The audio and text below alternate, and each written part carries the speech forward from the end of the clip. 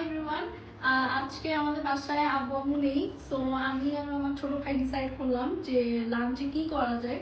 So এরকম decide করতে করতে চিন্তা করলাম যে আমরা পোলাও খাবো, কাবাব খাবো, আর হলে যে বাইরে থেকে ফ্রাইড চিকেন আনবো। সো লেটস গো, দেখি আমরা কিরকম করি। প্রথমেই রাইস কুকারে পোলাওটা রান্না করব। পোলাওটা রান্না হয়ে গেলে এখানে ঘি দিব, ফ্লেভারটা যাতে সুন্দর আসে।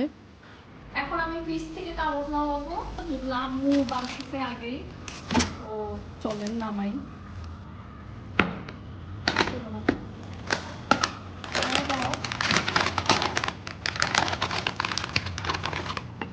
কাবাবটা ভাজার আগেই আমরা চিকেন ফ্রাইটা অর্ডার দিয়েছিলাম ফুডি অ্যাপে। পোলাও রান্না শেষ, কাবাব ভাজা শেষ, চিকেন ফ্রাইও এসে পড়েছে, তারপরে সার্ভ করে দিলাম। পোলাওটা দেখতে যদিও পোলাওয়ের মতন হয় নাই, তাও কিন্তু টেস্ট পোলাওয়ের মতনই ছিল। গাইস টাইম টু ইট। আর যেমন কি আপনারা দেখতে পাচ্ছেন এই খাবারটা দেখে কিন্তু গাইস খুবই টেস্টি মনে হচ্ছে।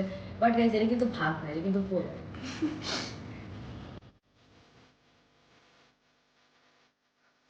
That's it guys, take care, bye bye.